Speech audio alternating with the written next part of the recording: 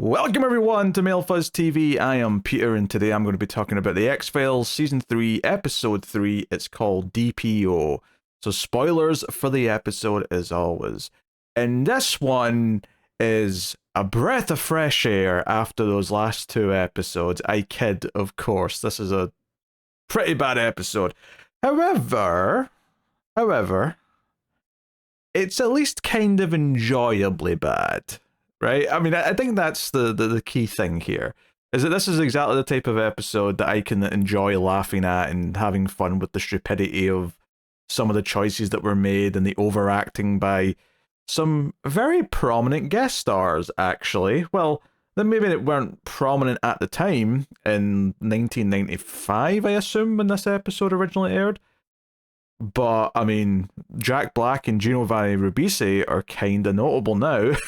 Or, well, they were. I mean, Giovanni Ribisi's not exactly been very prolific recently. Jack Black's still around a lot. I don't know what Giovanni Ribisi's been doing other than maybe... What's the last thing I saw him in? Like, Avatar? Which was like 15 years ago at this point. But still, he's known. And he's the main villain of this episode. Jack Black's kind of someone who knows him. And runs a video game arcade. Which... I'm going to get a little bit nerdy this episode and talk about just some of the... I mean, there's not a lot, but a couple of just weird things about the arcade and the... Because normally when there's something wrong with, like, the science of an episode, say, where, like, oh, they say this is how space works, but it's not really how it works, and if you know that, it kind of gets on your nerves.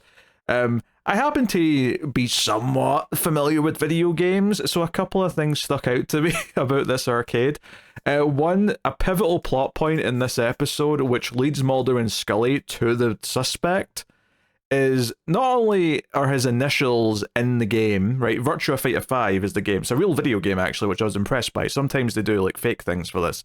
But Virtua Fighter 1, not 5, 5 was a much later game.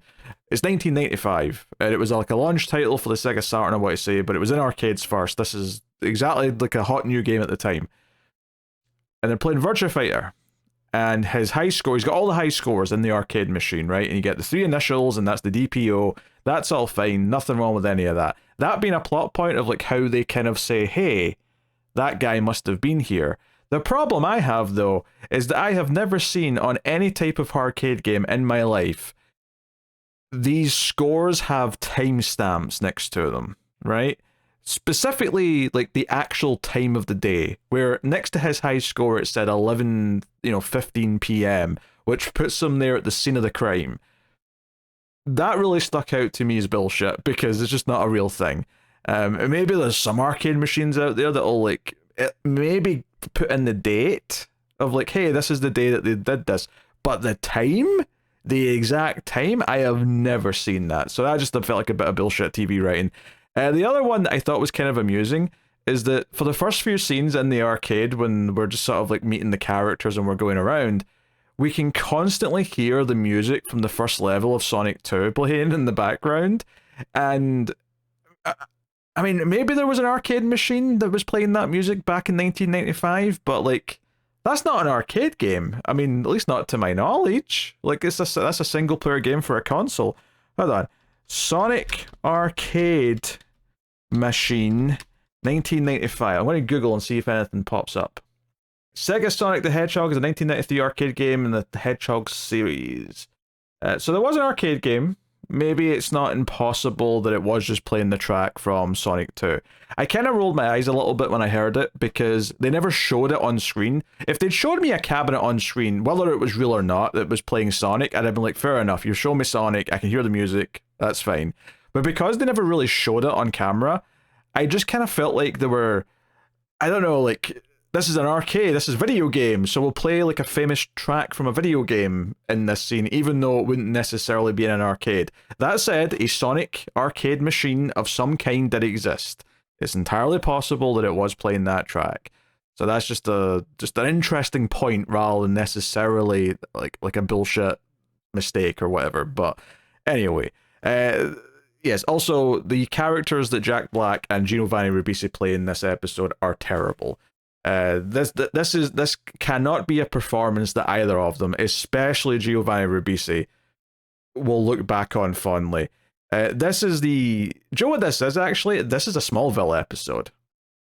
This is an episode of Smallville. This is an episode where another teenager, or recently a teenager at least, gets a superpower, and he's killing people with the superpower. Which is actually one of the weird things, is exactly how this superpower works. I mean, don't get me wrong, they intentionally have some mystery about it, because they keep pointing out, oh, no one really knows how lightning exactly works, or why it happens. They say that a bunch of times, and he's got lightning powers, but it's not like he's shooting lightning from his arse, right? he's overheating people using electricity that you can control, right? Sometimes there's a strike of lightning that comes down, and sometimes it's like he's making people or things overheat. But then he also has, like, control of electronics. And this is where it felt a little bit murky, because the very first thing we get a sense of him doing something is right at the start of the episode. He's in the arcade, and some guy's been a bit of a dick and hogging the Virtua Fighter machine. Although Giovanni Ribisi's also kind of being a dick, because he comes up and says, "That's my machine. I was playing that. I just went to the bathroom. Give it back." They both come across as assholes. But he basically, like, controls the music and the lights, and seemingly has, you know, finesse over the control he has. Later on, he's changing TV channels with his mind, both when his mother's watching TV, then again at the very end of the episode, which feels a little bit different to he can make things heat up so much that the electronics start to melt, or that people themselves will start to melt. Because the first guy he kills, this guy at the arcade, he gets in his car, and it seems like he kind of has like a seizure, and then there's like smoke or steam coming from his mouth as if he's overheated from the inside. And later on they describe it's as if his heart like melted or burned, almost like he was struck by lightning, except for the fact that his exterior body has no point of contact. They specifically say that line. They specifically point out that there is no exterior damage on the outside of the body. That was, you know, is where the lightning would have hit him. It's like it hit the inside of him, but not the outside of him, which I thought was a cool like mystery for Mulder and Scully to try and like get their brains around. Like, how's that happening? But later on in the episode, it feels like there is just like lightning strikes coming down when he calls upon them and doing stuff. Later on, it's like he gives someone a heart attack and then defibrillates them back to life. But that's a little bit different from just making his heart burn. Like, making your heart burn or melt isn't going to be the same as a heart attack. I mean, maybe I'm wrong there, but I'm pretty sure that's not what's happening to your heart when you have a heart attack. So, like, the powers are very loosely defined, and it feels like he's doing a lot of different things that don't actually fit with each other. Even though the broad threat of he can just sort of kill you with his mind by using his electric powers is a thing. It's like telekinesis, electricity, something. Like it's very poorly defined, but it's at least funny at points. It's funny watching him overact. You know, there's like ominous scenes where he's standing on top of a roof with clouds forming up above him. Jack Black's character is like painfully I don't even know how to describe him. He's very mid-90s Jack Black, I guess. He's definitely played other roles in this time period that I would compare it to. He was typecast for sure, but the way that Mulder and Scully come in and try and talk to him, and he just acts like he's not interested in talking to them, and then he says his name is Zero, which I assume is like a gamer tag. Not that they've used the term gamer tag in 1995, but that's all I can assume that is. It all comes across as a little bit I don't want to say lame. I mean, I think these people are lame. I wouldn't say the writing here is... Maybe the writing's just a little bit out of touch with, like, what they actually know. I will say this. They do, like, a cute little thing at the end when he's, like, locked up in the cell, and he's got a TV, and he's controlling it with his mind. He's flicking through different channels, and it actually flicks to the executive produced by Chris Carter credit on the TV that he's looking at, and then goes to the actual credits. But it doesn't repeat that one. It goes into the rest of them, which I thought was a cute little thing at the end, if nothing else. There's a lot of stuff in this episode that I thought was going to have more of a payoff, though. For one, they kept bringing up the fact that there was like a lightning sort of scientific observatory in this town that was like, you know, measuring lightning, and it had lots of lightning rods, and it was doing lots of experiments, and you know, it was a place for studying the phenomena of lightning. And they kept mentioning it, and I thought it was going to lead to finding out what happened to the character. I thought, oh, we're going to get the origin story where he was at this place when he wasn't supposed to be, and had like a supervillain style origin scene. And that never happened. We never even went there. I thought that was really weird. I thought they kept building it up, and I thought we were going to go there. The other thing that I thought they didn't really do much with is that the sheriff in this town, or deputy, or whoever he is like really passive aggressive with Mulder and Scully, and just keeps saying things like, oh, you don't need to be here, this is just lightning and like strikes, it's complete chance, there's no foul play, to the point where I was expecting this guy to turn out to be the main bad guy's dad or something that he was covering for him. Because yeah, there's 5 people have died from lightning strikes in this town in the past like month or whatever it's been.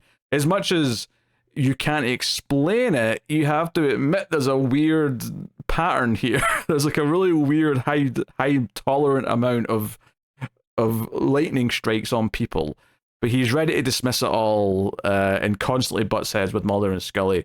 And I thought, if he's not going to turn out to be a part of it or be covering for someone, I at least thought maybe, oh, he'll have a bit of like a face turn when he kind of realizes that there's something going on, or what. And he kind of does a little bit, and he goes to check up when he sees that Mulder and Scully are actually concerned about someone's safety. He does show up and ends up kind of helping before he dies.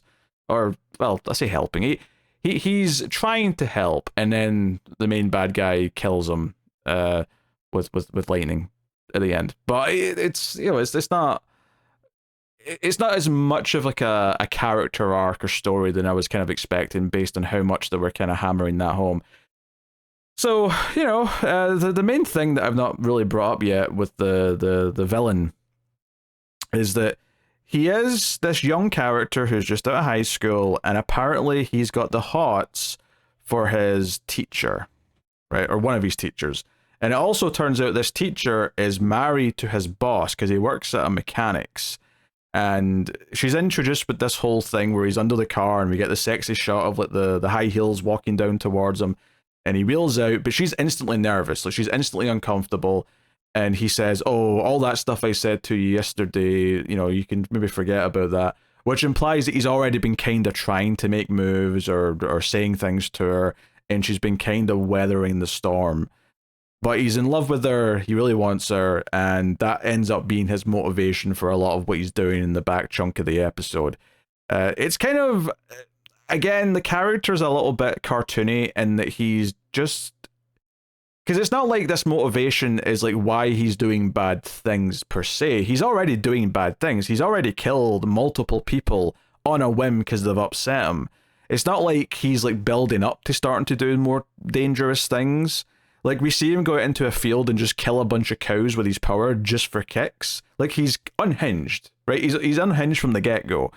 So the whole motivation thing with the like wanting the other guy's wife, or his boss's wife, is the sort of thing where it gives us a sort of direction to go in the back half of the episode, but it doesn't really feel like it's introducing like why he's getting worse, or why he's like ramping up and whatever. It kind of feels like he's already getting worse with every single time because not only does he kill a bunch of cows, he's also just playing with the traffic lights at one point where he's watching at this intersection and he's making the lights change to be green on every side because he's trying to cause a crash, and then it inevitably happens. Now, you could argue that maybe he's doing that intentionally to lure out his boss, who like tow trucks, cars that have been in crimes or crashes and things like that. So maybe he's doing it with the intention of luring him to a location, but he doesn't have to do that.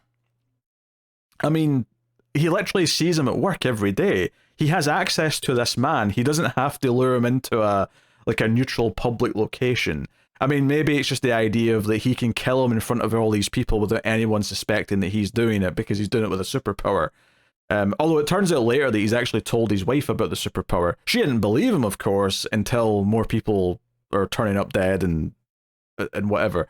But yeah, it's one of when I say it's a Smallville episode, the reason why I say that is it reminds me of a Smallville episode in the way that it keeps cutting back to him in his life where he's with his mother who doesn't like him very much, or he's with his friend and he's just getting really angsty and he really wants the woman that he's obsessed with and he's going to kill her husband to take her away.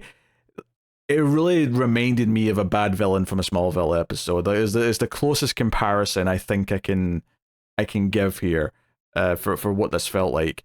But it was amusing at times, I'll give it that. I did also like that as soon as the FBI start talking to him, he immediately says, "Who talked to you? How to define me?" He's immediately suspicious of Jack Black the second that anyone's talked to him and discovered that he was at the arcade.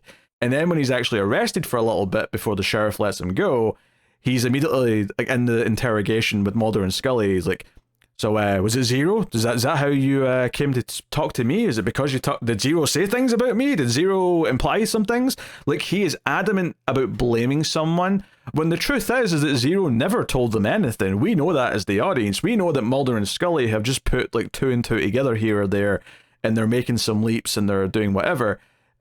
But he's adamant that it's Zero, so he actually goes to kill Jack Black. It's actually the scene that leads to him standing on the roof with the clouds above him, the really kind of cheesy supervillain shot. I did love, though, there's a little touch in this scene that I do quite like, is that, so this guy's running our arcade, and he's murdered with, like, a heart attack or a melting heart or whatever with some invisible lightning powers, right? We don't see lightning come down in this scene, I don't think. We see it later with the sheriff, I want to say, but not with this character. I may be mixing them up, though, because to be honest, there's several scenes. Some of them have visible lightning, some of them do not. But anyway, when he dies, he keels over in the car park in front of the arcade. And when he dies, a bunch of coins come out. Obviously, he has a lot of change on him to give out for the arcade. So you get this sound effect of all these coins going out. And it's actually very reminiscent, if I don't speak like Sean Connery for a second, to, you know, and like in a Sonic game, for example, when you get hit, all the rings come out of you, right? And you get the sound effect of all the rings, like, you know, chinging down onto the floor. That's what this was. This was like getting hit in a video game, and then all the sound of all the metal coins all hitting the ground. That made me laugh. And I think it was intentional, because it's a very intentional reference to video games. So I got a laugh out of it. I'll give it that much. And I think it's actually impressive how much I have talked about this episode so far. Because I've talked about most of it, really, that's worth discussing. And I have not even mentioned, really, Mulder or Scully yet, other than them going to talk to certain characters. Because there's not really a whole lot with them here. The only thing that's kind of interesting in the scheme of their relationship right now is that there is a brief mention of Scully saying, "Hey, after everything we've went through, you better not be assuming this is to do with conspiracies or UFOs." And Mulder's like, "No, there's no evidence of either of those, but I do think there's something more to this than just being struck by lightning. It's a bit fishy." Which Scully does somewhat agree with. And at the end of the episode, they kind of agree that they believe that there's a superpower, or at least something unnatural involved, but they can't prove it. Even like the tests on the villain come back negative. Like he seems to be normal, right? There's nothing showing up in any standard test that prove that he has a power or that he's been doing anything. Obviously, he was very intimidating. He tried to kidnap the wife of the mechanic. That's kind of the big showdown before the sheriff shows up and gets killed, is that he comes up and says, "Come with me, I'm going to take you away, and I'll give you whatever you want. I'll take care of you. You're mine now." That's kind of what he says to her. Scully tries to talk him down and holds a gun at him, and it's actually the wife who eventually steps in and says, "No, I'll go with them," and tries to like diffuse the situation. Although she kind of runs away quite quickly as soon as they get outside the building, so I'm not sure what her master plan here was. But it was kind of like a moment of sacrifice. I think one of the things the episode really doesn't do that it should have done is that this guy is established to have been able to kill anyone with his mind whenever he wants. And it's just kind of convenient that there's never even a moment where Mulder and Scully are in danger. Obviously, he melts Mulder's phone early on before they really have a good sense of what's going on. And they just think it's this weird freak thing where it's overheated and it started to melt. But there's moments that during all this stuff in the hospital where the power goes out and he's having this standoff with Scully where I thought there's nothing to stop him from just killing Scully, even with the gun pointed at him. I mean, maybe because she would feel it starting, she'd just take the shot and she would be fine because it'd stop him from doing it. But it felt like such a weird thing. Like every time they go see him, because they go see him once at the mechanics, the garage, and they go see him again at his place later on in the episode, and they have this encounter with him in the hospital. And it felt like every single time there was never a concern that he would just do something to them. And even from like a writing point of view, I never felt that the writers were trying to imply that he could do it or that they're in imminent danger here. They felt kind of like, I hate using plot armor. I think it's a phrase that's thrown around a lot because ultimately, yeah, characters have plot armor and that's okay as long as it's not intrusive into the way the story is being told or it feels cheap. I think my problem here is that, because I'm not talking about plot armor in the traditional sense where characters are put in danger and then they get out of it because they have plot armor. That 9 times out of 10, that does not bother me and it's completely fine. It's completely valid. It's a rare occasion where there's something egregious that annoys me as far as quote-unquote plot armor goes. This is a plot armor that is there before the characters are in danger. This is plot armor where it feels like the characters are never even in danger. And that's actually a problem because it means it's not actually that tense or exciting, or, you know, we're not even like pretending that he might do something bad to Mulder and Scully. They're just never really, it never feels like they're actually in danger, even though in theory they should be. In theory, he could just, with his mind, just go boop and kill them at any point. And given how, like, he's happy to do it for just even having a minor tiff with someone earlier in the episode, and how psychotic he seems to be in several other scenes, he's very reserved when he's actually in these more intense confrontations where he could just be taking them out to win the fight. And he just doesn't. It's not until the sheriff shows up, who obviously is a guest character, where he's finally like, you know what, I'm pissed off now, I'm going to kill you. And he does. And I'm like, it's very convenient that up until this point, he didn't decide to do that with either Mulder or Scully. So it's like a weird plot armor that bothers me more because it's actually taking away from even the pretense that they might get hurt or might be in danger. So it did make the episode feel a bit toothless, despite the fact that having an angsty young man who's very immature with this superpower should be the scariest thing in the world. It should be like that episode of Twilight Zone with the kid having the superpower, so all the adults are terrified of him, and that's a really effective story. It should effectively be an updated version of that, with this young guy who's very immature and very angsty and, dare I say, incel-like, given the way he kind of like is obsessed with a woman and wants to just kind of steal her for himself. Like, there could be like a really scary version of this story. Instead, it's pretty hokey. It's pretty silly. I'm not going to say that I hated watching it because at least there was enough silly little things that I was kind of like laughing at Ribisi's performance, which, you know, it feels mean to say that, but like, yeah, he's overdoing it. Like he's putting on the thick accent. He's chewing the scenery. Like it's entertaining for what it is if you like that kind of cheesy stuff, but it's not good. And I think that goes for kind of how I feel about the episode as a whole. So yes, not the return to form I was hoping for with their first kind of regular standalone episode of the season. But hey, maybe next week we'll bear more fruit, or better fruit, or more succulent, ripe fruit. I'm going to stop this metaphor now because it's not going well. The next episode is called Clyde Bruckman's Final Repose, and it's got Peter Boyle in it, just from a quick glance at IMDb. Here's the description on the site. A grumpy old man with psychic powers that show him how someone will die assists the agents with the hunt for a crazed killer who targets psychics. He also reveals to Mulder and Scully their own ultimate fates.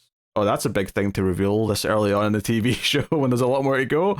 It sounds good though, having like a psychic help hunt a serial killer. I mean, I tend to like it when the show goes more into horror and serial killer stuff anyway, so hopefully that's good. But let me know what you thought of this episode in the comments. Like, subscribe, all that stuff helps out a bunch if you do. And of course, you can support all the content over at patreon.com/MailFuzzTV or on YouTube via YouTube membership.